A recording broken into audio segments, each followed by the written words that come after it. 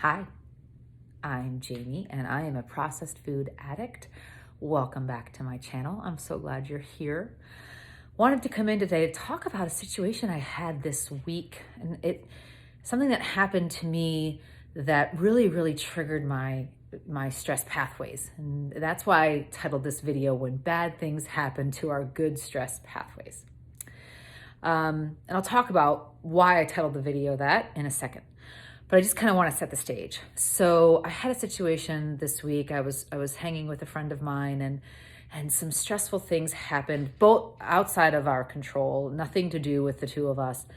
But it was really upsetting to me. And it was something that was really profoundly sad, and something that it really affected me deeply in my heart. And again, it was nothing to do with her or our relationship together, but it was more about feeling the sadness and feeling this loss of something in our lives that we witnessed, and just understanding that that stress happens. Things are out of our control. Life happens, and we really have no idea that it's coming, and we can't control it. And I knew, though, that when this stressful event happened, I needed to address it quickly for my recovery. And I wanted to come in and talk about that process today, because it is absolutely critical in recovery from processed foods, or in any recovery, to understand stress on our bodies and minds and spirits, and understand how we can mitigate the effects of stress so that it doesn't send us back into those addictive old behaviors. And for me, those old addictive behaviors really is going into the processed foods, going through drive-thrus, going into the restaurants and ordering food, going into convenience stores and getting stuff that I know doesn't align to my health goals, or the goals that I have for my mental well-being either. And so when this stressful event happened this week, I really realized, okay, I have a responsibility to myself to do some self-care right away. So after visiting with my friend, I made sure she was in a good place, emotionally, that we were sort of okay, we're good, we can kind of move on and get on with our day, which was hard because it was just a situation that neither of us saw coming. And so when I got home, I took care of myself. I asked myself what I was feeling and what I needed. I processed those emotions that I was feeling. And for me, it's some of it was certainly sadness and grief at what we had seen, again, that was out of our control. And I just, felt those feelings. I took those feelings. I attend a faith organization here in town that I live in, and I just really enjoyed taking those thoughts and feelings I had, to spend some time really reflecting on them and reflecting on them with my husband. Getting comforted by him, and getting, comforted by the community that I'm part of in my faith organization. And I'm very grateful for that. But also understanding then, okay, this is like, it was the evening.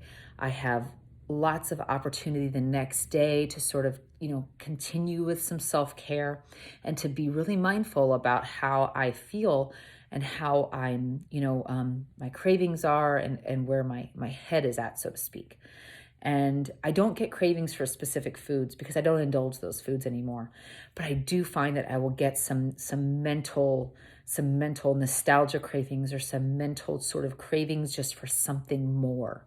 And it's not really related to a specific food. And I knew those things were coming potentially the next day.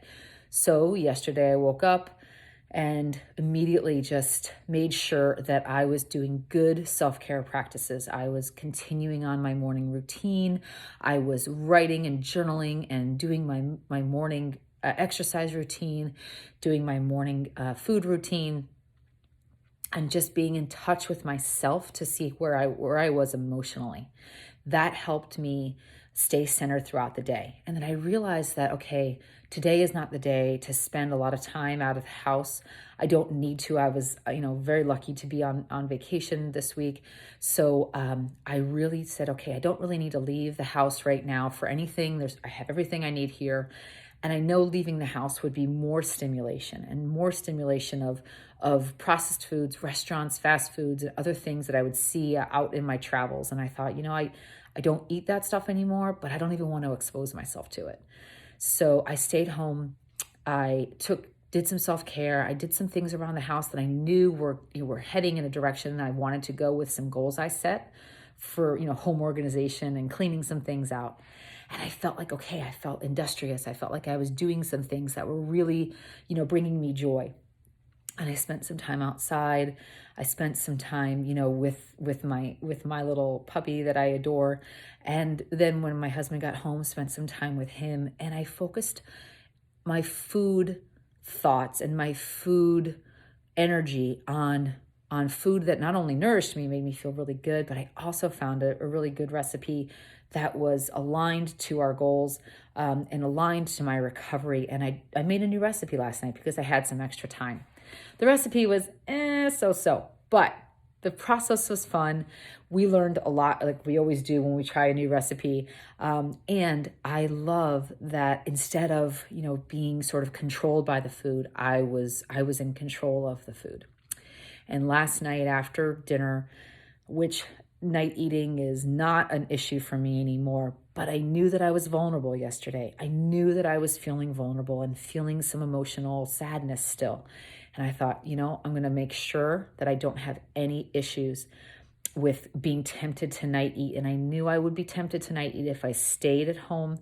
So my husband and I ran out and did a couple errands after dinner, got some things situated for an outdoor project that we're doing. And I was so happy we did that because it got out. We had fun together. We were playing as we were kind of shopping and being silly. And we got home and, right to bed. So it was just, again, a sad situation on Wednesday. I learned a lot about myself in the process. I checked in with my emotions. I made sure that that the food that I was thinking about, as far as my behaviors around it, that they were channeled toward other things. And then those behaviors that I have, that I knew served me well with food, I focused, like laser on that, with a new recipe, making sure that I removed the food cues whenever they were there, and stayed home when I needed to stay home and left the house when I knew that the food cues might be a little bit overwhelming at night.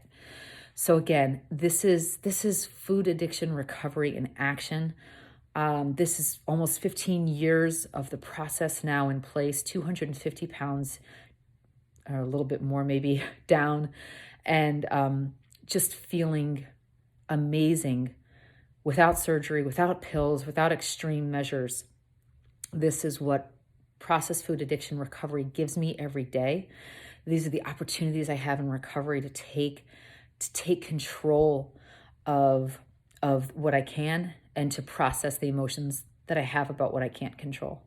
And I'm very grateful. So I wanted to come in and share. Thanks for joining me today. If you have any comments about what you do when you get stressed out, how you handle your food, what it means to you, or what you learned from this video, I would love to hear it. I love the conversations we have in our chats on our videos here.